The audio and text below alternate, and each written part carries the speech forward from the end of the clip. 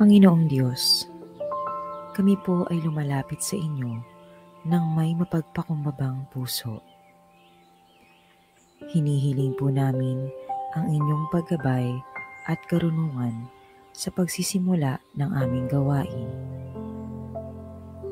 O Diyos, nawa ay pagpalain mo po ang bawat isa at pumagitna ka po sa amin sa araw na ito. Nawa ang gawain na ito ay maging daan upang kami ay magkaroon ng karagdagang kaalaman na tutulong sa amin upang kami ay mas lumago at kami ay magkaroon pa ng mas maayos na relasyon sa bawat isa. Tulungan ninyo po kami magkaroon ng bukas na isip at puso at pagkakaisa upang mapaglingkuran ka namin sa lahat ng aming gagawin.